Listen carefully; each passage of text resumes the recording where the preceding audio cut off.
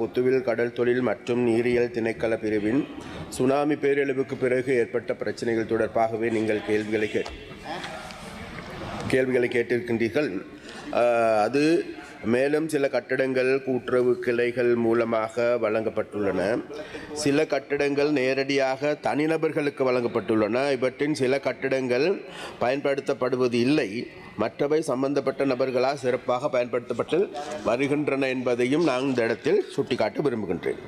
இரண்டாவதாக நீங்கள் கேட்டிருப்பது கலப்புக்கட்டு கிராமிய கடற்தொழில் அமைப்பு பலநோக்கு கூட்டுறவு கட்டடம் கலப்புக்கட்டு பொத்துவில், அதே போன்று ஊரணி கிராமிய கடல் தொழில் அமைப்பு சுற்றுச்சூழல் சுற்றுலா மையம் ஊரணி பொத்துவில்.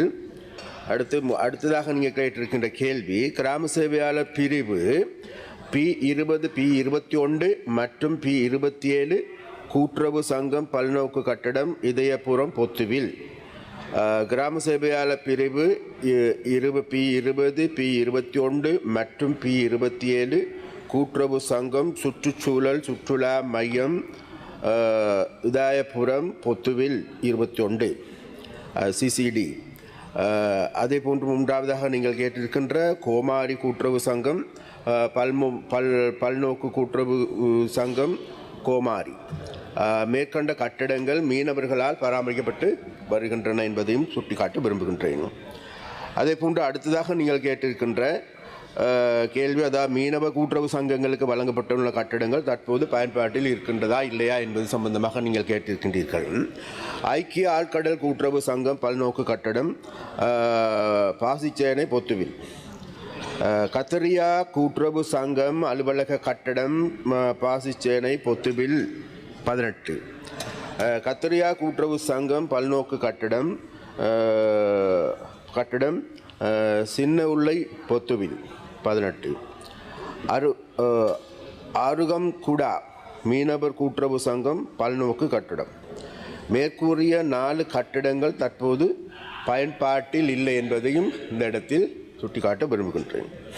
அதே போன்று அடுத்ததாக நீங்கள் கேட்டிருக்க மீனவ கூட்டுறவு சங்கங்களுக்கு சம்மேளனங்களுக்கு வழங்கப்பட்டுள்ள கட்டடங்கள் கூட்டுறவு சங்க குளிர்பாதன கட்டடங்கள் ஜலதீன் சதுக்கம் பொத்துவில். கூட்டுறவு சங்கம் பனிக்கட்டி உற்பத்தி தொழிற்சாலை ஜலதீன் சதுக்கம் பொத்துவில்.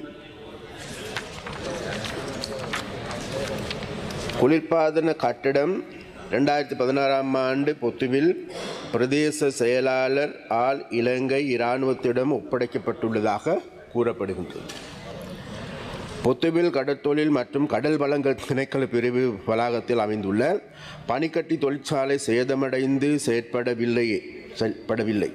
எனவே மீள ஆரம்பிப்பதற்கான தற்போதுள்ள கட்டடங்கள் கடற்தொழில் மற்றும் கடல் வளங்கள் திணைக்களம் துறையினரிடம் கையகப்படுத்தப்பட்டு தொடர்புடைய ஆவணங்கள் பொத்துவில் பிரதேச செயலாளரிடம் ஒப்படைக்கப்பட்டுள்ளது.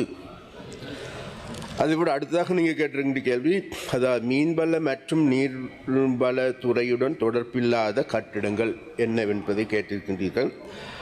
சிறு அளவிலான மீனவர் சம்மேளனம் பல்நோக்கு கூட்டுடன் ஊரணி பொத்துவில். சிறு அளவிலான மீனவர் சம்மேளனம் பல்நோக்கு கட்டிடம் ஜலதியின் சதுக்கம் பொத்துவில். இந்த கட்டடங்கள் சிறு அளவிலான மீனவர் சம்மேளனத்தால் பயன்படுத்தப்பட்டன. மேலும் அவை தற்போது செயற்பாட்டு நிலையில் இல்லை என்பதையும் இந்த இடத்தில் கூறி வைக்க விரும்புகின்றேன். அந்த கட்டடங்கள் வாடகை மற்றும் குத்தகை அடிப்படையில் வழங்கப்பட்டு விற்கப்பட்ட மீன் கட்டடங்கள் உள்ளனவா என்ற கேள்வி கேட்டிருக்கின்றீர்கள். அத்துடன் ஐக்கிய ஆழ்கடல் கூட்டுறவு சங்கம் பல்நோக்கு கட்டடம் பாசிச்சேனை பொத்துவில். கத்தரியா கூட்டுறவு சங்கம் அலுவலக கட்டடம் பாசிச்சேனை பொத்துவில். அதே போன்று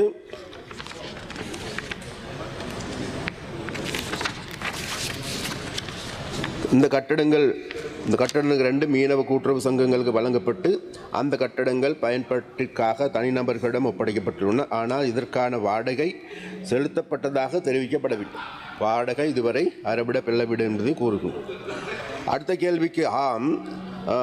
அடுத்ததாக மீனவர் கூட்டுறவு சங்கங்களுக்கு வழங்கப்பட்டுள்ள கட்டடங்கள் ஐக்கிய ஆழ்கடல் கூட்டுறவு சங்கம் பல்நோக்கு கட்டடம் பாசிச்சேனை பொத்துவில். கத்தரியா கூட்டுறவு சங்கத்துக்கு கட்டடம் ஒன்று வழங்கப்பட்டிருக்கின்றது. கத்தரியா கூட்டுறவு சங்கம் பல்நோக்கு கட்டடம் சின்ன உள்ளைக்கு ஒரு கட்டடம் வழங்கப்பட்டிருக்கின்றது. ஆறுகம் குடாக் மீனவ கூட்டுறவு சங்கங்களுக்கு பல்நோக்கு கட்டடத்துக்காக ஒன்று வழங்கப்பட்டிருக்கின்றது.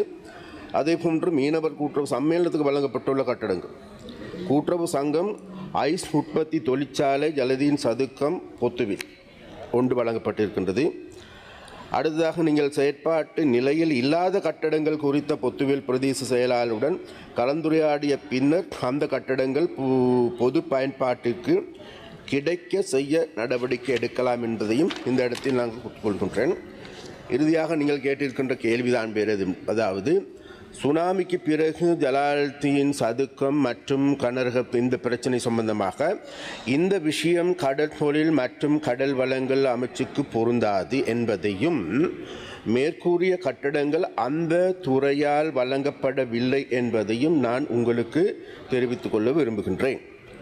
அதேபோன்று அவர் இந்த சபைக்கு தெரிவிப்பார் மேற்கூறிய விடயங்கள் கேட்டிருக்கின்றீர்கள். இந்த பிரச்சனையை பொத்துவில் பிரதேச செயலாளருடன் விவாதிக்கலாம். மேற்கூறிய கட்டடங்கள் பொது பயன்பாட்டிற்கு வழங்க முடியுமா என்பது குறித்து சில முடிவினை எடுக்கலாம். எந்த நோக்கத்திற்காக இந்த மாற்று நிலங்களை தேவைப்படுகின்றது என்பது சம்பந்தமாக விவாதங்களை நடாத்தலாம். இது தொடர்பாக மேலதிகமாக நீங்கள் விசேடமாக பிரதேச ஒருங்கிணைப்பு குழு கூட்டத்திலும் அதே நேரத்தில் மாவட்ட ஒருங்கிணைப்பு குழு கூட்டத்திலும் கூட இது சம்பந்தமாக விவாதிக்கவும் முடியும். அது சம்பந்தமாக பொருத்தமான தீர்வினை பெற்றுக் கொடுக்க முடியும் என்பதை தெரிவித்துக் கொள்கின்றேன். கடைசியாக நீங்கள் கேட்டிருக்கின்றது பொருந்தாது என்பதையும் நான் சொல்லிக்கொள்ள விரும்புகிறேன். மேலதிக செய்திகளுக்காக எமது யூடியூப் தளத்தை சப்ஸ்கிரைப் செய்யுங்கள்.